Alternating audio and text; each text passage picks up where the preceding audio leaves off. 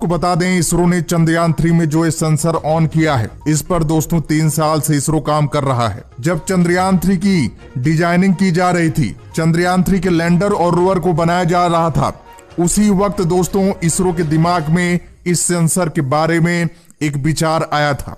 दरअसल इसरो के दिमाग में विचार इसलिए आया था क्योंकि दोस्तों आज से 3 साल पहले जब चंद्रयान 2 विफल हुआ था, चांद की जमीन पर चंद्रयान 2 क्रैश हुआ था दोस्तों, उसके बाद इसरो ने एक अपना खुफिया एजेंसी का गठन किया था। खुफिया एजेंसी का ये काम था कि चंद्रयान 2 कैसे विफल हुआ इसका पता लगाया जाए। क्या किसी देश का साजिश रहा है चंद्रयान 2? क्या चीन का हाथ रहा है उसके विफल होने में, या कोई और कंट्री का हाथ है चंद्रयान 2 के विफल होने में, या कोई एलियन का सिग्नल की वजह से चंद्रयान 2 विफल हो गया?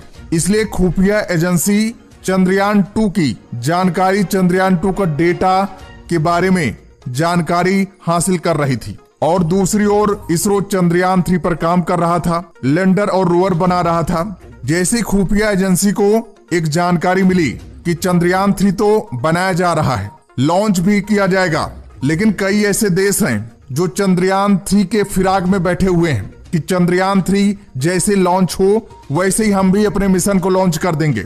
आज से 3 साल पहले से ही कई देश दोस्तों, जैसे खुफिया एजेंसी ने इसरो को जानकारी दी कि चंद्रयान 3 पर उसके बीच रास्ते में बड़ा संकट आ सकता है भविष्य में, इसलिए आप लोग इस पर विचार करिए, कुछ ऐसा करिए कि चंद्रयान 3 पर कोई संकट ना आ पाए, चंद्रयान 3 100% सफल हो जाए। तो दोस्तों उसी वक्त इसरो वैज्ञानिकों ने विचार बना लिया कि चंद्रयान 3 में मैं एक सेंसर लगाऊंगा जो अहम वक्त पर जब कोई खतरा दिखेगा तो एक्टिव हो जाएगा। उसमें बी प्लान होगा, बी प्लान का पूरा स्ट्रक्चर होगा, इंस्ट्रक्शन से भरा होगा, ऐसे से स्ट्रॉन्ग कोडिंग किए होंगे जिसको कोई भी देश का हैकर हैक नहीं कर पाएगा। तो दोस्तों उसी वक्त चंद्रयान 3 के लैंडर में इस सेंसर को लगा दिया गया था और सेंसर को एआई टेक्नोलॉजी से जोड़ दिया गया था, ताकि सेंसर जैसे एक्टिव हो वैसे एआई टेक्नोलॉजी काम करना शुरू कर दे। क्योंकि दोस्तों एआई टेक्नोलॉजी एक दिमाग होता है जो अपने आप सारी चीजों को डिसाइड कर लेता है। दोस्तों अगर उस समय इसरो वैज्ञानिकों के दिमाग में इस सेंसर के बारे में ना था तो दोस्तों आज चंद्रयान 3 इतिहास न रच पाता। आज वही सेंसर बड़े काम आ गया है। जी हाँ दोस्तों, इसरो वैज्ञानिकों ने सेंसर को ऑन कर दिया है, सेंसर पूरी तरह से काम कर रहा है। अब चंद्रयान 3 को शॉर्टकट लेकर जा उड़ेगा। जी हाँ दोस्तों, इसरो के इस काम से दोस्तों पूरी दुनिया में तहलका मच गया है, पूरी दुनिया हैरान है, हर जगह प्रशंसा हो रही है। रूस के तो मुंह खुले के खुले रह गए हैं। जानकारी ये भी मिल रही है कि हो सकता है कि रूस अपने लूना 25 मिशन को पोस्टपोन कर दे, रोक दे, क्योंकि दोस्तों रूस को साफ साफ दिख रहा है कि अगर वो लूना 25 को लॉन्च कर देगा तो उसे असफलता ही मिलेगी, वो नाकाम रहेगा। इसलिए रूस सोच रहा है कि अगर नाकामी झेलना है तो उससे सही तो है कि ना ही लॉन्च करो अपने मिशन को। दोस्तों ये भी जानकारी मिल रही है, लेकिन दोस्तों इस खबर की पुष्टि हमारी टीम नहीं करती, ये खुफिया एजेंसी से जानकारी मिल रही है, सोशल मीडिया पे ये बात उठ रही है।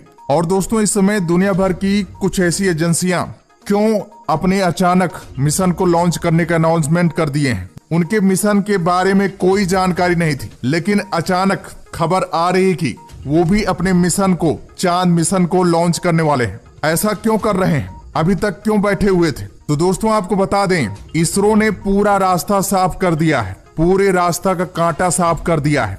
अब सभी को ये लग रहा है कि चंद्रयान 3 पृथ्वी का चक्कर लगाते हुए चांद पर पहुंच गया है, बीच में कोई दिक्कत नहीं है, रास्ता पूरी तरह से क्लियर है। अगर हम अपने मिशन को भेजते हैं तो हमें कोई दिक्कत नहीं होगी, हमारा मिशन विफल नहीं होगा और हमारा मिशन चांद पर जल्दी पहुंच जाएगा। इसलिए दोस्तों रूस ने भी मन बना लिया है, रूस ने भी यही सोचा है।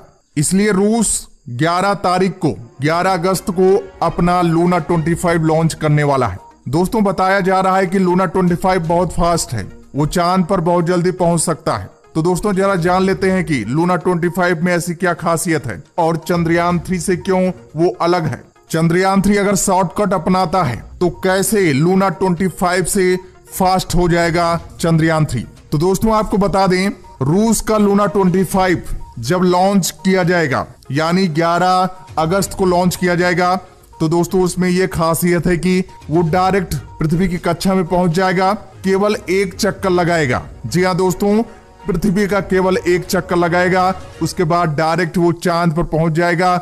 वहां भी केवल चांद का एक चक्कर लगाएगा और सीधे उसकी चांद पर लैंडिंग हो जाएगी। यानी रूस लंबा रूट नहीं अपनाएगा। वहीं इसरो की बात करें तो, चंद्रयान 3 की बात करें तो आप सब देख ही चुके हैं कि जब चंद्रयान 3 को लॉन्च किया गया था, यानी 14 जुलाई 2023 को लॉन्च किया गया था, उसके बाद चंद्रयान 3 पृथ्वी कक्षा में पहुंचा, वहां उस 5 चक्कर लगाए। उसके बाद अब चांद पर पहुंच गया है, चांद पर भी 5 चक्कर वो लगाएगा। इस समय उसकी अगर लोकेशन की बात करें तो चंद्रयान 3 चांद के तीसरी कक्षा में चक्कर लगा रहा है। केवल 2 चक्कर अभी बाकी हैं।